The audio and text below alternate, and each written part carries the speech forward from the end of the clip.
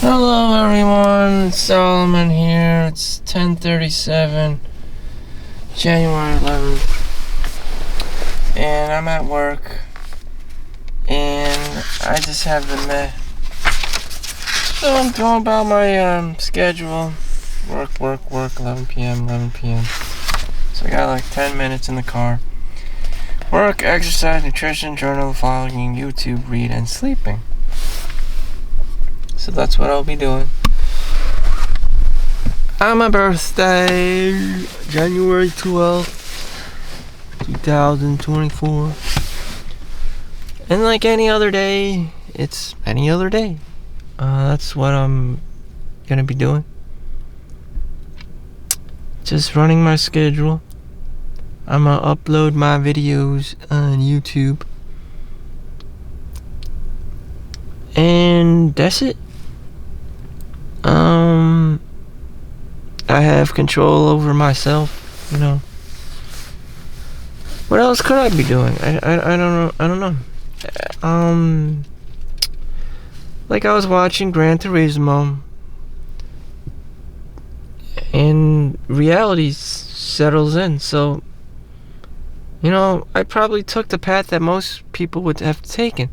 I had a choice. My aunt ran the fight house in New York City, and back then it was exploding because of UFC, Ultimate Fighting Champion, began gaining traction. It was cool. Muay Thai and Brazilian Jiu-Jitsu with Royce Gracie. Like his family came to the dojo a couple back in the late 90s.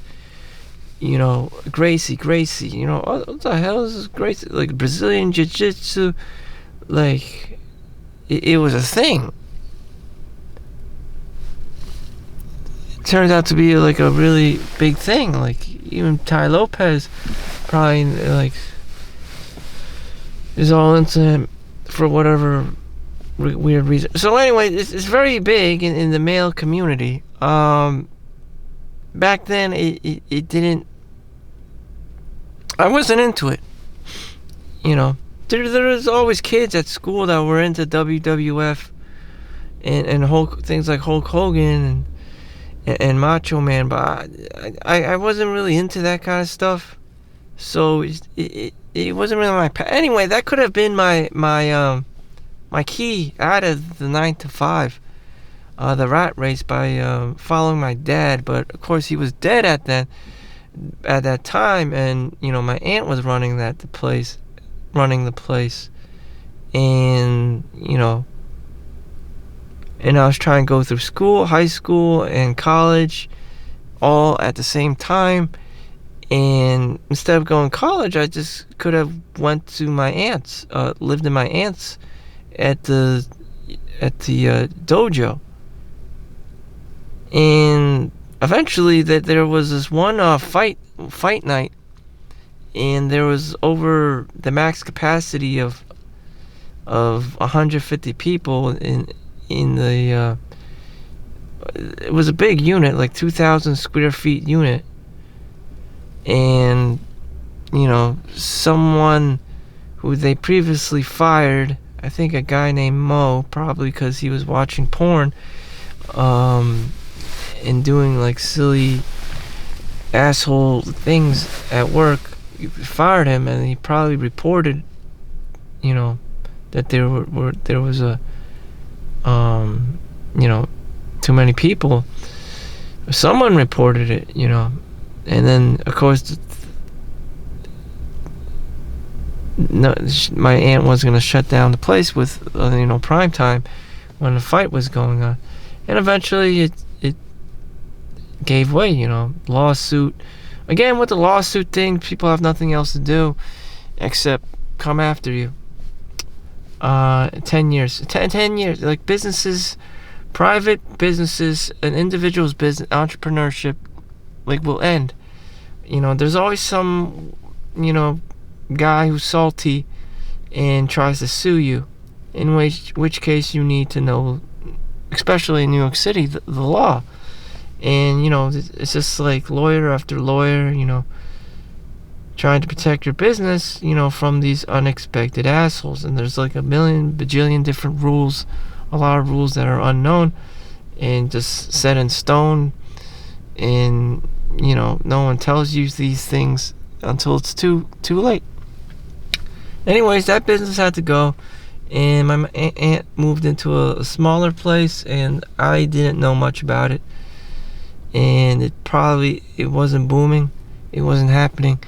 It was just a place for private practice for martial arts, but it was a much smaller unit. It didn't have a ring setup, and it wasn't cool. It wasn't socially viable. The location, the square footage, and and UFC evolved and had their own franchises of UFC gyms. So more than likely, a lot of people just went to the franchises. So all the mom and pop places dwindled down. And so that leads us to the 9 to 5, the rat race. So you had your Gran Turismo moment as a youth, and now you're just back in reality with your dad that works at the train station as a field engineer or as a janitor, doing janitorial things, service upkeep for the railroad in the movie Gran Turismo. You had your one-hit wonder, and now you're back to reality. You just need consistent work throughout 365 days a year. Can you find that? Can you create that? Can you construe it in some way, shape, or form? Go ahead. And if you can't, then you're fucked. You're always going to be daydreaming. Oh, I had this chance, I had this opportunity. Go ahead. You'll have your one-hit wonder, but reality will ultimately set in. Consistency will always reign king.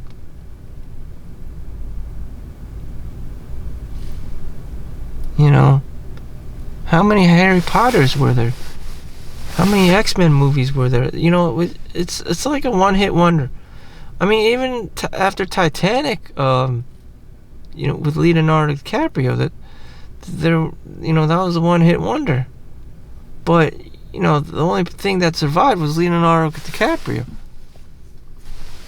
I don't know. Sometimes you have these outliers that are just like stronger than the whole fucking system, than the whole one-hit wonder system. But that's very rare for a guy. Normal people don't operate like that.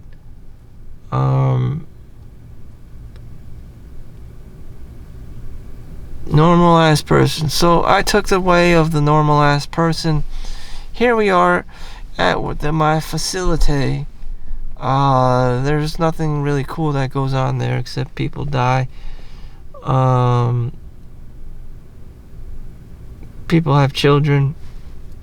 I don't know. There's a large pool of people coming in and going in. I don't know. Just like wrestling or UFC. I'm not. It doesn't really excite me. It's just like, I'm just like, I'm kind of immune to it.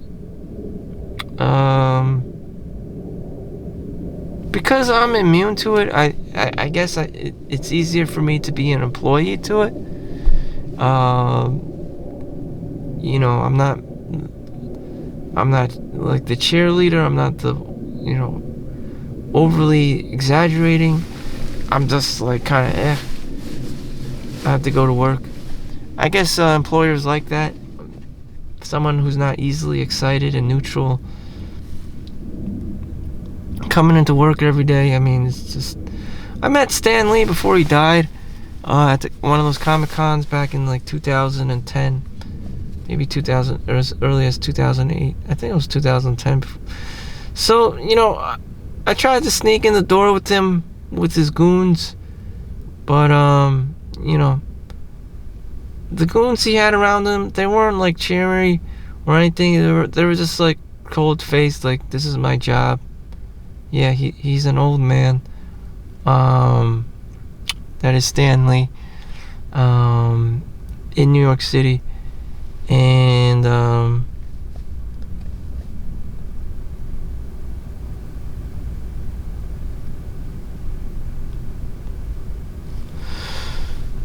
there's a whole lot of fucks I don't give. And, employers like that. Thou shall not give a fuck.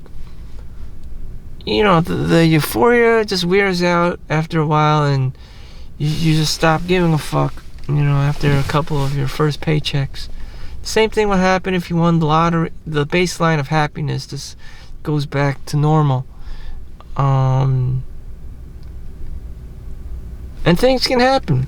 Things can happen in the New York City, in New Jersey area where you get famous. But, you know, it becomes baseline. There is a movie called All My Life featuring the story of Chau, who dies of liver cancer. I even got famous. 2020, I believe, the movie came out starring Harry Shum as Solomon Chau. At some point, Solomon Chau got famous.